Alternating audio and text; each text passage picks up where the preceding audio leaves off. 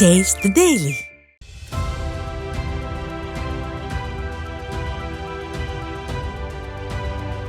மகாத்மா காந்தி ஊரக வேலைவாய்ப்பு உறுதி திட்டத்தின் கீழ் கிராமங்களில் கூலி விவசாய தொழிலாளர்களின் வாழ்வாதாரம் மேம்பட இந்த திட்டம் கொண்டுவரப்பட்டதாக கூறப்படுகிறது. கிராமத்தில் உள்ள மக்கள் 100 நாள் வேலை திட்டம் மூலமாக தங்களுடைய வாழ்வாதாரத்தை உயர்த்தி கொள்வதற்கான ஒரு வடிகாலாக இந்த வேலை அவர்களுக்கு இருக்கும் என்றாலும், தங்களது கிராமங்களில் உள்ள அடிப்படை பிரச்சனைகளான குளத்தை ஆழப்படுத்துதல், கால்வாய் வெட்டுதல், ஏரிக்கு கரை அமைத்தல், பாதைகளை சரி செய்தல், கோயில் தூய்மை பணிகள் என கிராமத்தை சீரமைத்துக் கொள்வதற்கும் இது பயன்படுகிறது. 2006ஆம் ஆண்டு இந்த திட்டம் கொண்டு வரப்பட்டது. நாடு முழுவதும் 5.97 கோடி குடும்பங்கள் இதன் மூலம் வேலைவாய்ப்பு பெறுவதாக கூறப்படுகிறது. கடந்த ஏப்ரல் 1ஆம் தேதி முதல் இந்த ஊதியம் உயர்த்தப்பட்டதாக அறிவிக்கப்பட்டது.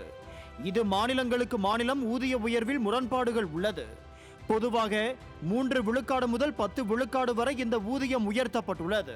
ஹரியானா மாநிலத்தில் தினசரி ஊதியம் 357 ரூபாயில் இருந்து 374 ரூபாயாக உயர்த்தப்பட்டுள்ளது. ராஜஸ்தானில் 255 இருந்து 266ஆக உயர்த்தப்பட்டுள்ளது. இதேபோல் பீகார் மற்றும் ஜார்க்கண்ட் மாநிலங்களில் 228 இருந்து 245 ரூபாயாக உயர்த்தப்பட்டுள்ளது. சத்தீஸ்கர் மற்றும் மத்திய பிரதேசத்தில் 221 ரூபாயாக இருந்து 243ஆக உயர்த்தப்பட்டுள்ளது.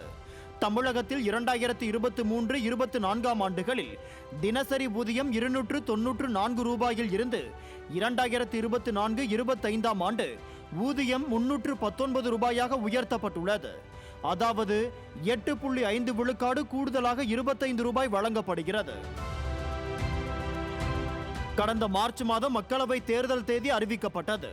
தேர்தல் தேதி அறிவிக்கப்பட்டதுமே நடத்தை விதிகள் அமலுக்கு வந்து விடுகின்றன. அதன் பிறகு அரசு புது திட்டங்கள், சலுகை அறிவிப்புகளை வெளியிடக்கூடாது என்பது விதிமுறை. ஆனால் விதிகள் அமலில் இருந்த போதே ஊதிய உயர்வும் அமல்படுத்தப்பட்டது. ஆனால் தமிழகத்தில் திமுக ஆட்சி செய்கிறது. ஒவ்வொரு மாவட்டத்திற்கும் ஒவ்வொரு ஊதியம். அடித்தட்டு ஏழை எளிய மக்கள் வயிற்றில் அடிக்கக்கூடிய அரசாக இது செயல்படுகிறது. குறிப்பாக 100 நாள் வேலை செய்யக்கூடிய கூலி விவசாயிகளுக்கு 3 முதல் 4 நாள் மட்டுமே வேலை தருவதாகவும், அதில் பல இடங்களில் பொய் கணக்குகள் எழுதி அதற்கான தொகையை பெற்றுக்கொள்வதாகவும், மேலும் 319 ரூபாய்க்கு பதில் 30 ரூபாய் வரை மிக அற்பமான ஊதியத்தை வழங்கி அவர்களை கொச்சைப்படுத்துவதாகவும் வேதனை தெரிவிக்கிறார்கள். வெயிலில் சிந்தும் வேர்வையில் கூட லாபம் பார்க்கும் கம்பெனியாக திமுக மாறிவிட்டதாக 100 நாள் வேலை திட்டத்தில் பணியாற்றக்கூடிய ஏழை கூலி விவசாயிகள் வேதனை தெரிவித்துள்ளனர். நியூஸ் ஜே செய்திகளுக்காக தலைமைச் செய்தியாளர் கோ ஜெயக்குமார்.